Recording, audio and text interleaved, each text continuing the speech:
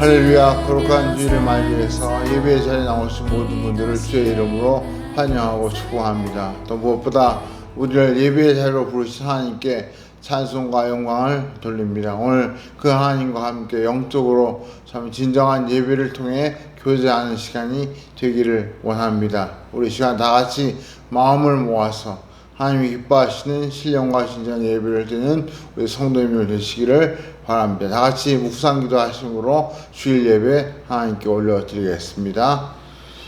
할렐루야. 사랑과 은혜가 풍성하신 아버지 하나님 감사합니다. 가을이 익어가는 이 계절에 저희를 예배자리에 부르시고 우리의 영적인 열매가 더욱더 무르익을 수 있도록 우리에게 참된 믿음과 또 영성을 더해주시니 감사합니다. 이 예배를 통하여 하나님과 진정한 교제를 나누며 하나님을 우리 안에 품고 또 하나님이 기뻐하시는 뜻대로 살아가는 복된 성도가 되게 하여 주옵소서. 이 예배를 통하여 참으로 세상의 여러 가지 염려와 근심과 걱정의 무거운 짐을 십자가 앞에 내어놓고 하나님께서 주시는 참된 위로와 평안을 누리며 기쁨 가운데 살기를 원합니다. 이 시간 저희 한 사람 한 사람 머리 숙인 주의 자들 심령 속에 하나님의 성령을 충만하게 부어주옵시고 오늘 저희들이 이 자리에 나올 때 가지고 있던 이 무거운 마음과 또 우리의 힘든 여러 가지 고민들을 하나님께서 다 맡아주심으로 저희 예배 후에 참 기뻐하며 날아갈 때 영적인 자유함을 누릴 수 있는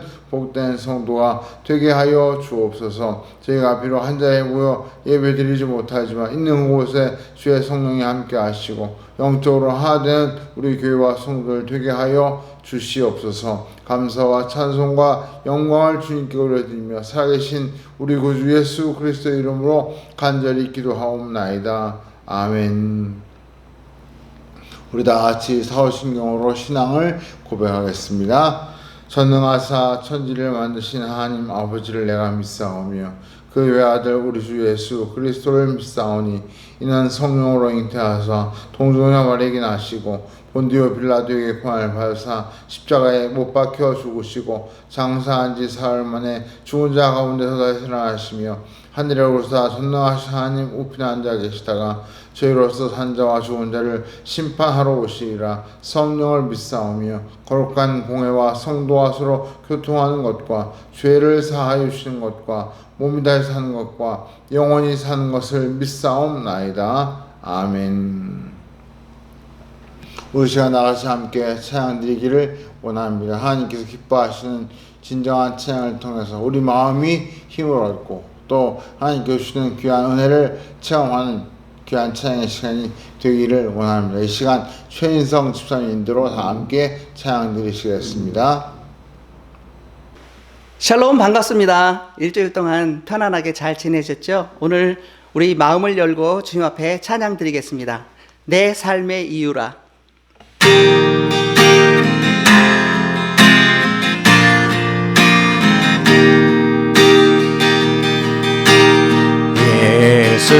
예수는 내 힘이요 나의 기쁨 내 참 소망 그 이름의 생명이 내 삶의 이유라. 내가 사나 죽으나 내가 사나 죽으나 그 이름을 위하여 내 모든 것 드리니 나를 받으소서. 오직 주만 따라갑니다.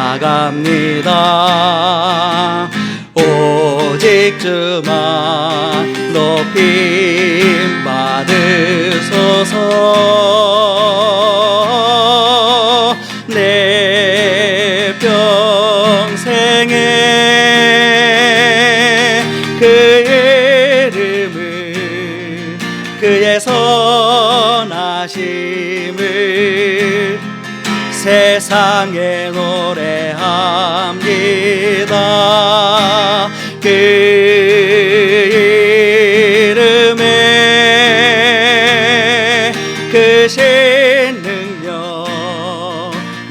영원한 생명이 내 삶의 이유라. 내 평생에 내 평생에 그의 이름을 그의 선하심을 세상에 노래합니다. 그 이름에 크신 능력 영원한 생명이 내 삶의 이유라. 보리라 같이 찬양하시겠습니다.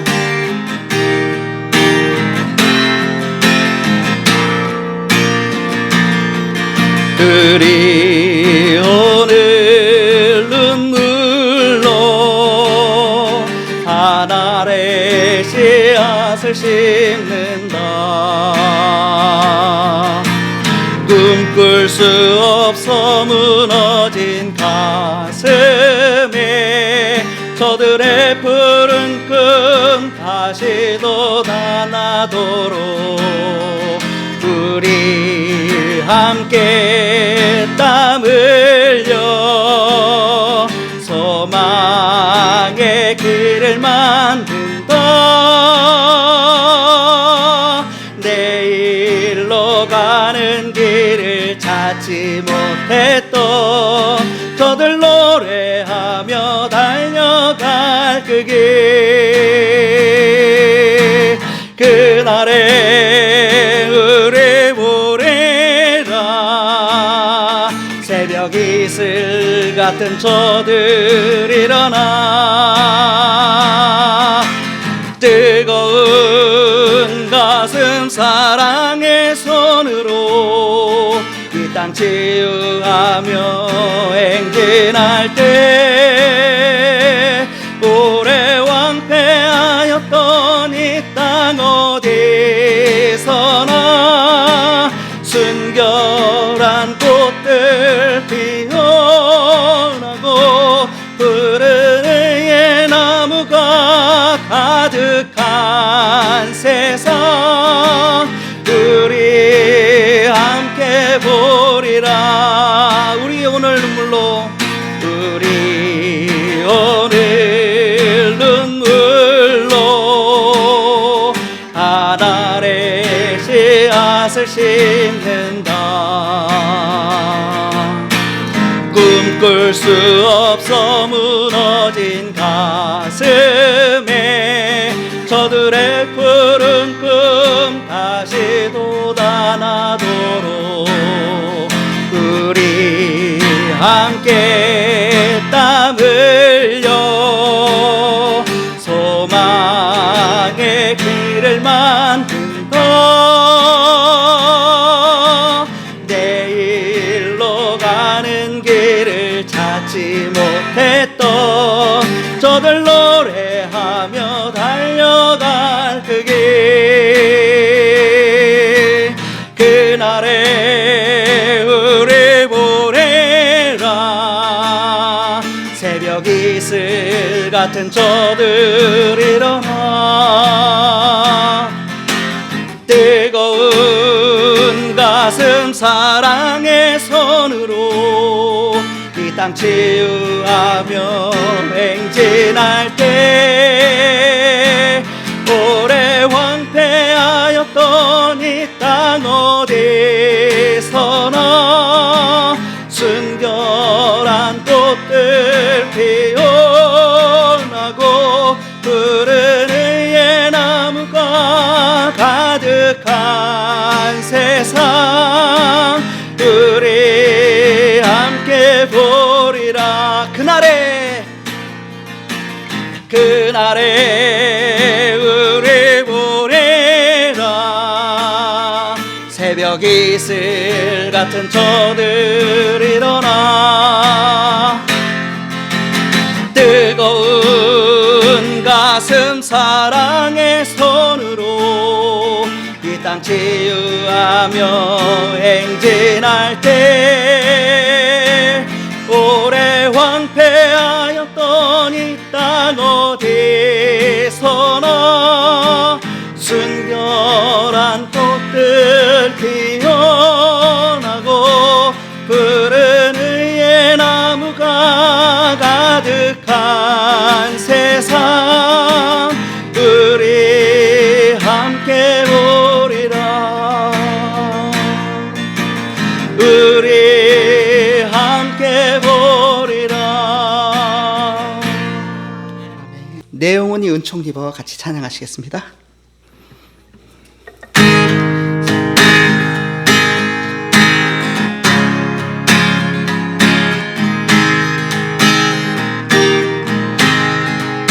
내 영혼이 은총 입어 중한 죄짐 벗고 보니 슬픔 많은 이 세상도 천국으로 와도다. 할렐루야 찬양하세.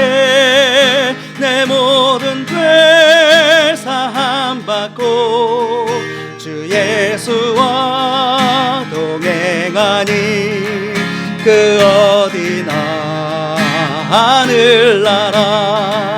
주의 얼굴 뵙기 전에 멀리 뵈던 하늘나라.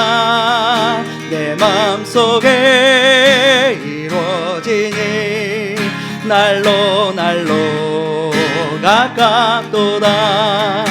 할렐루야 찬양하세. 내 모든 죄 사함 받고 주 예수와 동행하니 그 어디나 하늘나라. 높은 산이 거친 들이 조막이나 궁궐이나 내 주 예수 모신 곳이 그 어디나 하늘나라. 할렐루야 찬양하세. 내 모든 죄 사함 받고 주 예수와 동행하니 그 어디나 하늘나라. 아멘. 우리 이 시간 다시 함께 기도드리기를 원합니다.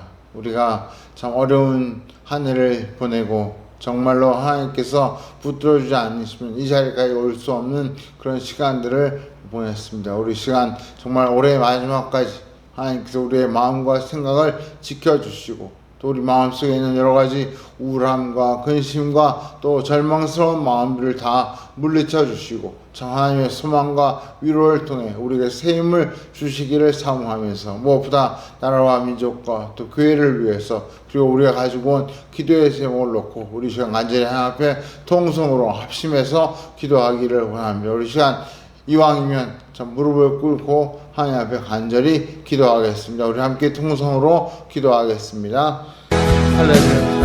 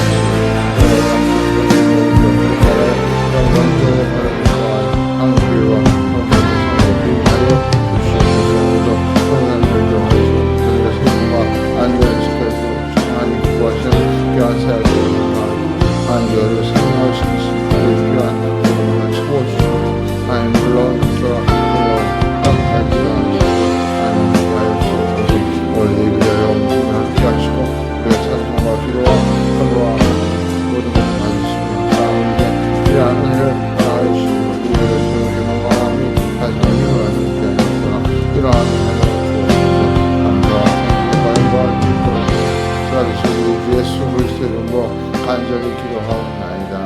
아멘. 몇 가지 광고 말씀드립니다. 요즘 이렇게 환절기가 되어서 또 독감이 유행하고 또 코로나가 계속 확산되는 중에 있습니다. 우리 이럴 때일수록 우리 육신의 건강을 늘 살피시고 또 조심하셔서 우리가 이왕이면 코로나뿐 아니라 또 어떤 질병에도 걸리지 않고 건강하게 이 어려운 계절을 잘 이겨낼 수 있게 해달라고 하나님께 늘 기도하는 마음으로 지내시기를 바라고, 아울러 우리 영적인 건강을 위해서도 참 기도와 또 말씀으로 늘 우리 영혼을 살찌우는 그런 시간 되기를 원합니다. 그런 의미에서 우리 큐티책을 교회 뒤쪽에 비치해 두었습니다. 우리 11월, 12월 큐티책을 준비했는데 시간 되실 때 오셔서 가져가시고, 또 이왕이면 매일매일 참 우리가 새벽에 새벽 기도로 만나기 힘들어도 큐티책의 말씀을 통해서 함께 묵상하며 힘을 얻는 그런 귀한 은혜가 있기를 원합니다. 아울러 기도 부탁드릴 것은 이제 대학 입학 수능 시험이 한 20여일 앞으로 다가왔습니다. 올해 우리 교회에 2명의 자녀가 대학 입학 수능을 준비하고 있는데, 우리 김지우, 김지인 두 학생을 위해서 특별히 기도 많이 해주시고 하나님께 영광이 되고 또 우리 교회 모든 분들에게 큰 기쁨의 소식을 전할 수 있도록 기도해 주시기를 부탁드립니다.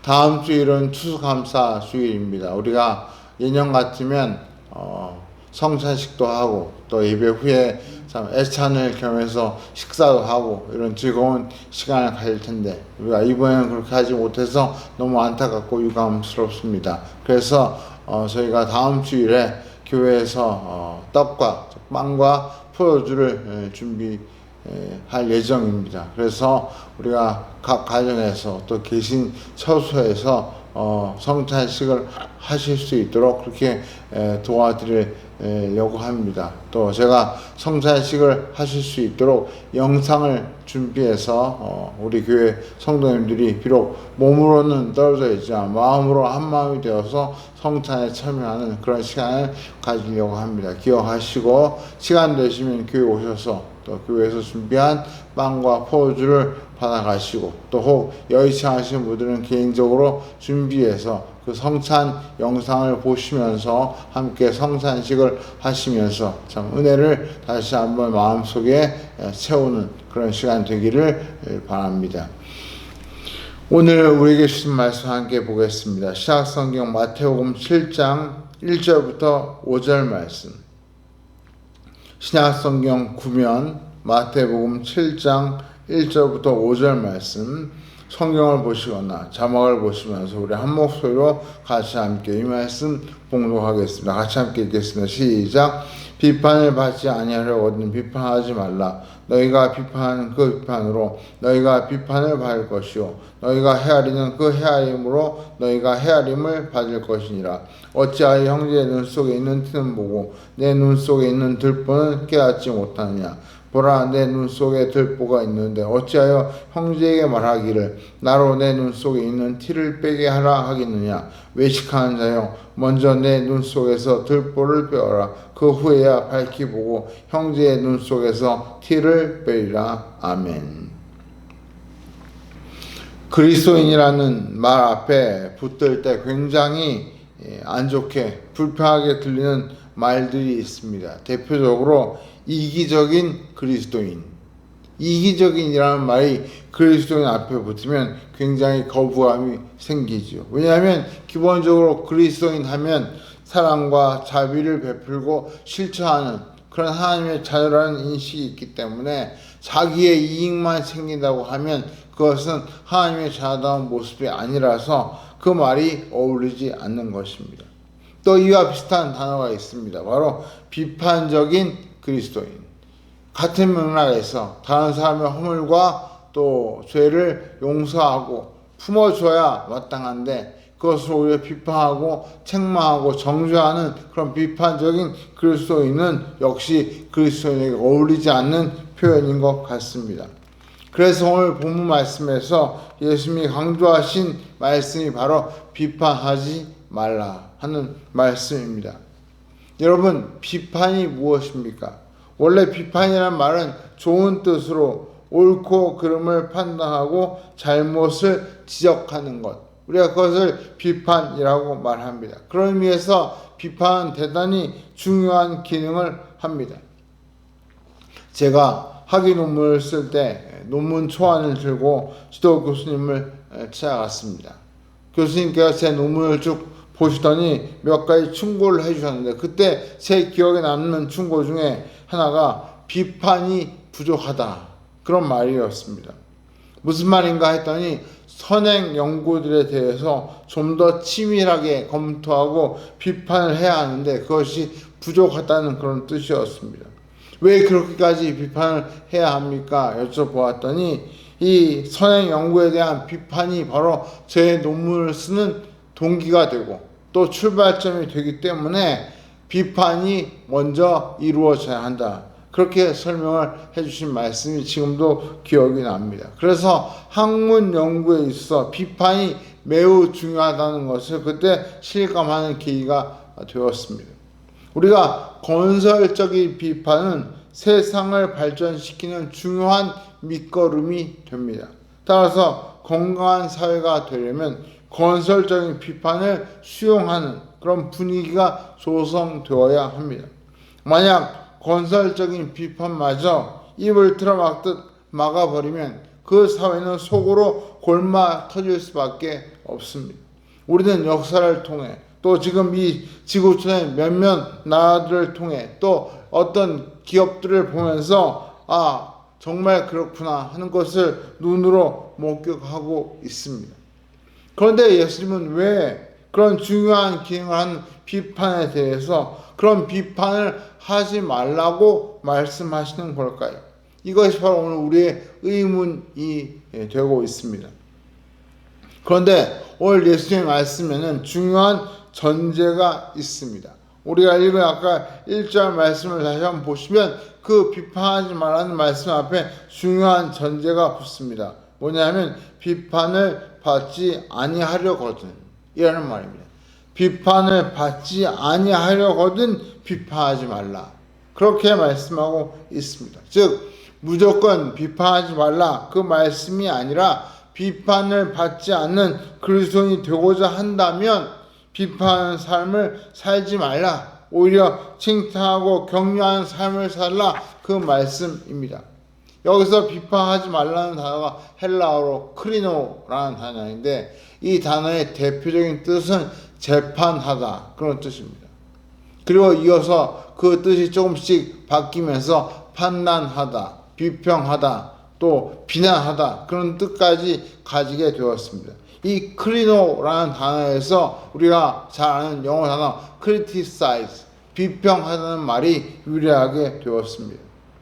그런데 지금 우리가 읽은 이 성경에서는 비판하지 말라 이렇게 번역을 했지만 방금 말씀드린 대로 원래 이 크리노라는 단어의 첫 번째 뜻은 재판하다, 그런 뜻이기 때문에 표준 세번역 성경에서는 이 비판이라는 말을 심판이라는 말로 바꿔서 이렇게 번역하고 있습니다. 너희가 심판을 받지 아니하려거든 남을 심판하지 말아라.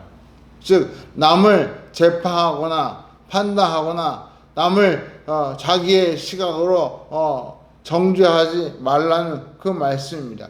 그리고 이 단어가 쓰인 또 다른 성경 구절을 보면 대표적으로 로마서 2장 1절 말씀인데 거기에 이렇게 말씀하고 있습니다. 그러므로 남을 판단하는 사람아, 누구를 막론하고 내가 핑계하지 못할 것은 남을 판단하는 것으로 네가 너를 정죄함이니 판단하는 네가 같은 일을 행하니라. 즉 여기 크리노라는 말이 남을 판단한다, 정죄한다, 그런 말로 사용되고 있습니다. 결국 이 말씀에서 예수님이 비판하지 말라고 하신 그 말씀은 건설적이고 건강한 비평을 하지 말라는 그 뜻이 아니라 자신이 마치 재판관인 양 다른 사람을 평가하고 심지어 정죄하는 그런 행위를 하지 말라, 그 뜻입니다. 그렇다면 왜 우리가 자꾸 다른 사람을 비판하게 됩니까? 어떤 분의 설명에 따르면 두 가지 이유 때문에 우리가 자꾸 비판을 하게 된다고 말합니다. 그 첫 번째 이유는 자기 우월감 때문에 비판을 하게 된다는 것입니다. 즉 자신이 다른 사람보다 더 우월하다고 생각하기 때문에 상대방을 낮추어 보고 눈 아래로 깔아보고 그래서 그 사람의 잘잘못을 자기의 기준에서 판단하고 정죄하게 되는 것이죠. 또 다른 이유는 반대로 자기 열등감 때문에 비판을 한다고 합니다. 즉 일종의 자기 방어라고 말할 수 있습니다. 자기의 어떤 연약한 약점이나 부족한 점이 상대방에게 들킬까봐 상대방을 비판하고 공격함으로써 자기의 부족함과 열등감을 감추려는 의도에서 비판을 한다는 것이죠. 이 말도 대단히 일리가 있는 것 같습니다. 그런데 심리학자들은 이 비판과 관련해서 좀 재미있는 이론을 제시합니다. 어떤 심리학자는 이렇게 말합니다. 우리가 사람을 비판할 경우에 그 비판의 내용이 대체로 자기가 가진 결함을 비판하게 된다는 것입니다. 예를 들면 어떤 다른 사람의 부정직함을 비판할 경우에 사실은 비판하는 그 사람의 가장 큰 약점이 바로 부정직함이라는 것이죠. 내 눈에 제일 먼저 보이는 것이 내가 가지고 있는 그 약점이 보여서 상대방에 있는 그 나와 너무나 똑같은 그 약점을 보고 비판하게 된다는 것입니다. 본인이 거짓말을 잘하면 상대방의 말도 다 거짓말처럼 들리기 때문에 그렇게 비판을 한다는 뜻이죠. 그래서 이런 이론을 가리켜 일명 투사작용 이렇게 부릅니다. 우리 옛날 속담에도 뭐 눈에는 뭐만 보인다 그런 말이 있는 것처럼 일종의 자기의 결함이 다른 사람에게 투사되어서 자기 눈에 더 크게 보인다는 뜻입니다. 옛날 이야기 중에 하루는 무학대사가 이성계를 찾아갔습니다. 이성계가 무학대사를 한참 바라보더니 자네는 돼지상이구만 그렇게 말을 했습니다. 그러자 무학대사가 이성계에게 부처님 상이시군요 이렇게 응수를 하더랍니다. 무안해진 이성계가 아니 나는 자네 보고 돼지상이라고 했는데 자네는 왜 나를 보고 부처 같다고 하는가 그렇게 되물었더니 무학대사가 한 말이 아주 유명한 말이죠. 이렇게 말을 했습니다. 사람은 누구나 자기 얼굴 생긴 대로 남의 얼굴을 봅니다. 무슨 말입니까? 결국 이성계가 자기 얼굴이 돼지상이니까 남도 다 돼지로 보이는 것이고 무학대사는 자기가 부처님 상이니까 모두가 다 부처님처럼 보인다 그런 말이겠죠. 결국 뭐 눈에 뭐만 보인다는 말과 매일 같습니다. 오늘날 한국 사회와 한국 교회가 건강하지 못한 여러 가지 이유가 있지만 그 가운데 하나는 건강한 비평의 문화가 사라지고 맹목적인 지지와 또 서로를 향해 잘못된 비판만 난무하기 때문에 이렇게 계속 혼란과 갈등이 커지고 있는 것 같습니다. 왜 이렇게 건강한 비평의 문화가 사라지고 잘못된 비판만 난무하게 되었습니까? 크게 두 가지 이유가 있습니다. 첫째는 권력을 가지고 있는 기득권 측이 비판을 싫어하기 때문입니다. 우리나라 정치권을 보면 보수든 아니면 진보든 간에 정권을 잡으면 그때부터 비판받는 것을 대단히 싫어합니다. 심지어 잘못을 지적하면 사과하고 고칠 생각을 하기보다는 변명에 변명을 하고 역으로 비판하는 상대방을 다시 비판해서 아예 비판을 못하도록 입을 막으려고 하는 그런 태도를 보일 때가 많습니다. 그래서 생겨난 말이 내로남불, 내가 하면 로맨스, 남이 하면 불륜 이런 말이 생겨났고 또 그래서 건강한 비평마저도 사라지게 되는 것입니다. 또 다른 이유는 사람들이 바른 비판에 서툴기 때문에 건전한 비판 문화가 점점 사라지고 있는 것 같습니다. 무슨 말인가 하면 건강한 비평과 불건전한 비난을 구분하지 못하고 결국 비판으로 시작했다가 감정 싸움으로 끝나는 경우가 너무나 많기 때문입니다. 우리가 요즘 국회 국감을 보면서도 국회에 출석한 고위 정부 인사들과 국회의원들 사이에 처음에는 비판으로 시작했다가 나중에는 언성이 높아지면서 비난으로 끝나는 그런 모습을 너무나 비일비재하게 볼 수 있습니다. 어느 대형교회에서 부목사님이 성도에게 뭔가 잘못을 한 일이 있었습니다. 그러자 그 성도가 교회 게시판에 그 목사님의 잘못에 대해서 글을 올렸습니다. 그러자 그 부목사님이 그 성도에게 사과를 하고 그의 앞에 사과를 했으면 문제가 잘 마무리되었을 텐데, 다시 이 목사님도 글을 올려서 변명에 변명을 하고 또 그 글을 중에서 그 자기를 비난하는 그 성도에 대해서 다소 비방적인 그런 말을 한 것 같습니다. 결국 흥분한 성도가 게시판에 다시 반박의 글을 올리면서 그 글 마지막에 이렇게 썼습니다. 야, 이 아무개 목사 새끼야. 죄송합니다. 제가 이 강단에서 참 욕을 해서, 예. 그 게시판 그 올린 마지막 글에 그렇게 욕을 하면서 글을 맺었다고 합니다. 그 뒤에 어떻게 되는지 알 수 없지만 결국 정당한 비판이 감정적인 비난으로 끝나는 모습을 보게 되는 것이죠. 그래서 예수님 오늘 본문을 통해 왜 비판하지 말아야 하는지 그 이유를 크게 두 가지로 말씀하고 계십니다. 우리가 비판하지 말아야 할 가장 첫 번째 이유는 비판의 악순환 때문입니다. 비판이 결국 악순환 되기 때문에 비판하지 말라고 말씀하시는 것입니다. 우리 2절을 한번 다시 읽어보겠습니다. 같이 한번 읽어보세요. 시작. 너희가 비판하는 그 비판으로 너희가 비판을 받을 것이요 너희가 헤아리는 그 헤아림으로 너희가 헤아림을 받을 것이니라. 즉 우리가 누군가를 비판하면 언젠가 상대방이 나를 똑같이 비난하는 일이 벌어진다는 그 말씀입니다. 이런 사례는 멀리서 찾을 것도 없이 최근에 우리 사회가 겪고 있는 일 가운데서 그 사례를 찾아볼 수 있습니다. 제가 실명을 언급해서 대단히 죄송한데요. 조국 전 법무부 장관 문제가 불거졌을 때 사람들이 가장 큰 이슈로 여겼던 것 중에 하나가 그 조국 법무부 장관이 교수 시절에 SNS를 통해 했던 그 비판들이 큰 주목을 받았습니다. 과거 교수 시절, 과거 정부의 잘못에 대해서 촌철살인 같은 비판을 함으로써 국민들의 지지와 인기를 그분이 많이 받았습니다.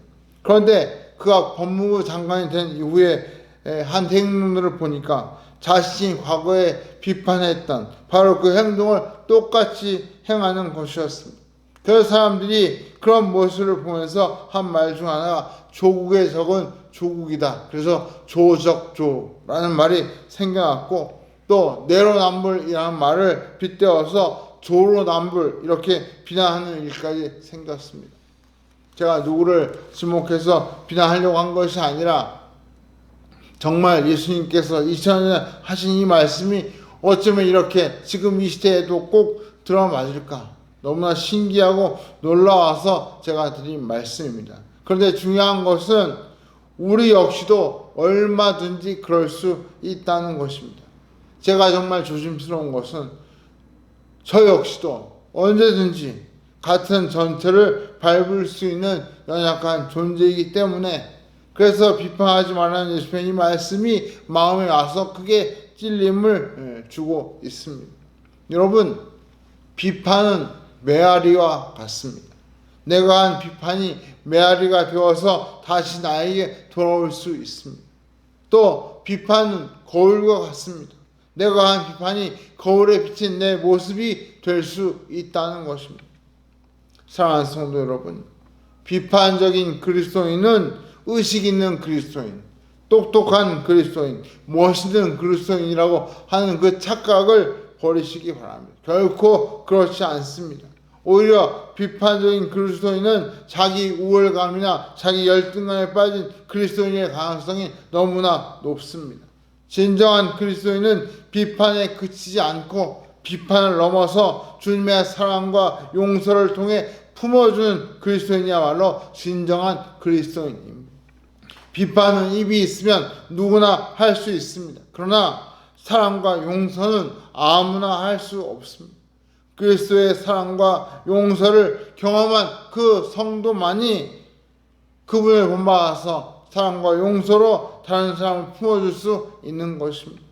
저는 오늘 이 말씀을 묵상하고 이 말씀을 마음에 새기는 우리 모든 성도님들이 바로 그런 품는 그리스도, 사랑과 용서로 다른 사람을 세워주는 그리스도인이 되시기를 주의 이름으로 축원합니다. 둘째로 예수님께서 비판하지 말라고 하신 또 하나의 이유는 무엇입니까? 비판을 하기 전에 먼저 자기 성찰을 해야 하기 때문입니다. 다시 말해 예수님은 비판할 일이 있을 때 비판하기에 앞서 먼저 자기를 돌아보는 시간을 가져야 한다고 말씀합니다. 우리 3절에서 5절을 다시 한번 같이 읽어보겠습니다. 시작. 어찌하여 형제의 눈 속에 있는 티는 보고 내 눈 속에 있는 들보는 깨닫지 못하느냐. 보라, 내 눈 속에 들보가 있는데 어찌하여 형제에게 말하기를 나로 내 눈 속에 있는 티를 빼게 하라 하겠느냐. 외식하는 자여, 먼저 내 눈 속에서 들보를 빼어라. 그 후에야 밝히 보고 형제의 눈 속에서 티를 빼리라. 폴란드 출신의 유명한 피아니스트 중에 파데레프스키라는 분이 있습니다. 이분은 특별히 쇼팽의 곡을 잘 치기로 유명한 피아니스트입니다. 그런데 이분이 1차 대전 직후에 폴란드가 공화국이 되면서 초대 수상을 역임할 정도로 참 국민들의 신망을 또 받던 그런 분이었습니다. 그분의 일화 중에 이런 이야기가 있습니다. 그분이 미국으로 순회 공연을 갔을 때 일입니다. 보스턴역에서 기차를 기다리고 있을 때 한 두세 살쯤 돼 보이는 구두 닦기 소년이 이분에게 다가와서 구두를 닦으라고 이렇게 요청을 했습니다. 그 소년을 보니까 정말 꾀지한 복장에 손에는 구두를 들고 있는데 얼굴에는 구두약이 묻어서 시커멓게 더러워져 있는 소년이었습니다. 하지만 이 페데르프스키의 눈에 이 소년이 너무나 귀여워 보였던 것 같습니다. 그래서 이 페데르프스키가 그 소년에게 이렇게 말했습니다. 내 구두는 지금 당장 닦지 않아도 좋은데 네 얼굴은 좀 닦아야겠다. 네가 얼굴을 닦고 오면 이 은하를 주겠다. 그렇게 이야기를 했습니다. 그러자 그 아이는 기뻐하면서 쫓아가서 그 얼굴을 깨끗하게 닦고 돌아왔습니다. 파데레프스키가 웃으면서 그 소년에게 은하를 건네면서 한번 꼭 안아주었습니다. 그 소년은 그 은하를 손에 쥐고 잠시 생각하더니 이렇게 말하는 것이었습니다. 아저씨, 이후에는 제가 이 은하를 드릴 테니 아저씨 가서 머리 좀 깎고 오세요. 머리 좀 깎고 오세요. 그렇게 말을 하는 것이었습니다. 이 파데르프스키가 평소에 산발한 그 머리카락을 예술가의 자랑처럼 여겼는데 남들이 볼 때는 그것이 되게 흉하게 보인다는 사실을 깨닫지 못했던 것입니다. 이 피아니스트에게 이 소년의 더러운 얼굴이 눈에 보였던 것처럼 이 소년의 얼굴에는 그 파데르프스키의 머리카락이 흉하게 보였던 것이죠. 그래서 결국 이 피아니스트는 소년의 더러운 얼굴을 지적했다가 자신의 흉한 머리털을 지적받는 그런 망신을 당했다는 이야기가 있습니다. 오늘 말씀에서 뭐라고 말씀합니까? 내 눈 속에 들보가 있는데 어찌하여 남의 눈에 있는 티를 먼저 보느냐. 여기 티라는 말은 작은 알갱이를 가리키는 말로 사소한 잘못을 의미합니다. 반면에 들보는 대들보같이 통나무나 넓은 널빤지를 가리키는 말로 크나큰 허물이나 잘못을 상징합니다. 이 말씀대로라면 자기에게는 대들보 같은 큰 허물이 있는데 그것을 보지 못하고 남에게 있는 작은 알갱이 같은 허물을 지적하며 고쳐주려 한다. 그 말씀으로 이 말씀을 이해할 수 있습니다. 이런 태도를 가리켜 예수님은 외식한다고 책망하고 계십니다. 설령 남의 잘못이 크다 할지라도 항상 우리 그리스도인의 자세는 내 허물과 잘못이 더 클 수 있다. 그 사실을 늘 마음속에 가지면서 겸손한 태도를 취해야 한다는 뜻입니다. 옛날 그리스도에 이런 이야기가 있습니다. 어떤 사람이 2개의 자루를 메고 다니는데 앞에 있는 자루에는 다른 사람을 비판하는 소리를 담고 뒤에 맨 자루에는 자기를 비판하는 소리를 담고 다녔다고 합니다. 그런데 앞에 있는 자루에 남을 비판하는 소리를 아무리 많이 담아도 그 몸이 앞으로 숙여지지 않고 자꾸 뒤로 넘어가더랍니다. 알고 보았더니 남을 비판하면 할수록 그만큼 뒤에 있는 자기를 비판하는 그 주머니에도 비판의 소리가 쌓여가기 때문에 결국 그 몸이 뒤로 젖혀지더라. 다시 말해서 내가 남을 욕하는 만큼, 아니 그 이상으로 남들이 자기를 비판하고 욕한다. 그 교훈을 그 신화에서 우리에게 가르쳐주고 있습니다. 이것이 현실입니다. 앞에서 아무리 좋은 말을 해주더라도 뒤에 가서는 흉을 보고 소위 뒷담화를 하는 것이 현실입니다. 그럼 우리 그리스도인들은 할 수만 있는 대로 비판을 삼가고 자신을 성찰하는 삶을 살아야 합니다. 그래서 사도 바울은 빌립보서 2장 3절부터 5절 말씀에 이렇게 말씀합니다. 우리 한번 같이 자막을 보시면서 한번 읽어보죠. 시작. 아무 일에든지 다툼이나 허용으로 하지 말고 오직 겸손한 마음으로 각각 자기보다 남을 낫게 여기고 각각 자기 일을 돌볼 뿐더러 또한 각각 다른 사람들의 일을 돌보아 나의 기쁨을 충만하게 하라. 너희 안에 이 마음을 품으라. 곧 그리스도 예수의 마음이니. 사실 이 말씀을 들으면 왠지 나만 손해보는 느낌이 듭니다. 예수 믿는다고 말도 마음대로 못하고, 예수 믿는다고 상대방을 배려해야 하고, 예수 믿는다고 참아야 하고, 정말 예수 믿는 게 오히려 손해구나, 이런 생각이 들 때가 많습니다. 하지만 실제로 그런 삶을 살 때 사람이나 혹은 세상이 줄 수 없는 기쁨과 뿌듯함이 우리에게 다가옵니다. 오늘 말씀처럼 그렇게 할 때 주님의 기쁨이 우리에게 충만하게 되어주는 그런 놀라운 경험을 하게 된다는 것입니다. 그리고 무엇보다 사도 바울 우리에게 이것이 바로 예수 그리스도의 마음이고 그 마음을 우리에게 품으라고 그렇게 권면하고 있습니다. 말씀을 뵙겠습니다. 흔히 바둑이나 장기를 둘 때 직접 두는 사람보다 옆에서 훈수를 두는 사람에게 수가 더 잘 보인다. 그런 이야기들을 합니다. 마찬가지로 사람들마다 다른 사람의 결점을 쉽게 보면서도 정작 자신의 결점을 잘 보기 어려운 그런 경우가 많습니다. 이것이 바로 우리 인간이 가진 한계이고 연약함이죠. 그런데 이것은 일반 세상 사람뿐 아니라 그리스도인에게도 해당되는 결함입니다. 무슨 말씀인가 하니 그리스도인들 중에 나는 다른 사람보다 신앙생활을 더 잘하고 있어. 나는 남들보다 성경에 대해 더 많이 알아.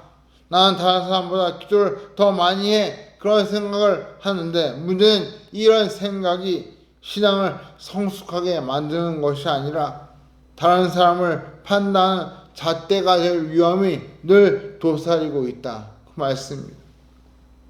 예수님은 바로 이런 위험을 오늘 본문에서 지적하시면서 남을 비판하려고 하지 말고 예수 그리스도의 마음을 품으라고 우리에게 가르쳐주고 계십니다. 사실 지금처럼 힘들고 또 어렵고 부조리한 세상에서 얼마나 할 말이 많이 있습니까? 그런데 요즘 유행하는 줄임말 중에 할만하안 이라는 말이 있는 걸 보았습니다. 무슨 말인가 싶어가지고 찾아보았더니 할 말은 많지만 하지 않겠다. 이 문장을 줄여서 할만하안 이렇게 사람들이 부르는 걸 보았습니다. 우리 그리스도인의 심정을 대변하는 말처럼 제게 느껴졌습니다. 정말 우리가 세상을 보면 하고 싶은 말이 너무 많은데 그런데 주님께서 우리에게 그 하고 싶은 말들을 다 할 것이 아니라 하지 말라고 참으라고 그렇게 말씀하십니다. 오히려 우리가 정말 하고 싶은 말들은 사람이 아닌 하나님께 토해내라고 그렇게 주님은 우리에게 권면하십니다. 우리가 하고 싶은 그 말들을 사람들을 향해 비판적으로 쏟아낼 것이 아니라 하나님께 토해내서 기도하며 하나님께 아뢰을 때 하나님께서 우리의 말에 귀를 기울여 주시고 우리의 상한 마음을 위로해 주시고 또 치유해 주시고 기쁨을 충만하게 해 주실 줄 믿습니다. 이번 한 주 동안 하나님께서 우리의 입과 마음과 생각을 만져주셔서 우리의 거친 입이 부드러워지고 우리의 상한 마음이 치유되고 우리의 복잡한 생각이 깨끗하게 정리되는 귀한 축복이 저와 여러분에게 함께 하시기를 주의 이름으로 간절히 축원합니다. 오늘 이 시간 이 말씀을 들으시면서 혹시 내 입이 거칠지 않는지, 혹시 내가 비판적인 그리스도인이라는 소리를 듣고 있지 않는지, 혹시 내가 남은 잘 비판하면서 정작 내 자신은 보지 못하는 그런 반소금 같은 그리스도인이 아닌지 한번 자기를 돌아보시면서 다시 한번 주님의 말씀대로 예수 그리스도의 마음을 품는 복된 성도가 되시기를 간절히 축원합니다. 우리 시간 같이 한번 말씀을 생각하시면서 한번 기도하기를 원합니다. 하나님, 제 거친 입을 붙들어 주옵시고 만져주시고 부드럽게 바꿔 주옵소서. 제 입에서 거친 말이나 남을 비난하고 비방하는 말이 튀어나가지 않게 하시고 오히려 정말 하고 할 말은 많이 있지만 그 말들을 사람에게 쏟아낼 것이 아니라 하나님께 토해내며 기도하며 하나님의 그 위로와 또 하나님이 주시는 그 치유를 경험할 수 있도록 하나님 축복하여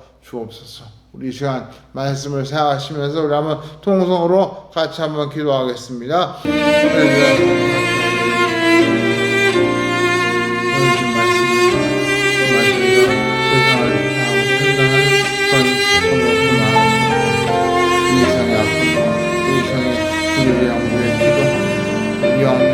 그리스도의 마음을 품고 나아가는 그런 성도가 되게 하여 주시옵소서. 이기적인 그리스도인, 비판적인 그리스도인이라는 말보다 성공 위타적인 그리스도인, 또 품는 그리스도인이라고 하는 말을 우리 모두를 구원하옵소서. 우리 성도가 상과의 관계에서 우리가 이런 모습을 살아가고 그래서 그리스도의 마음이라고 하는 말 우리가 정말 그리스도의 마음으로 상주하지 않고 우리들의 진정한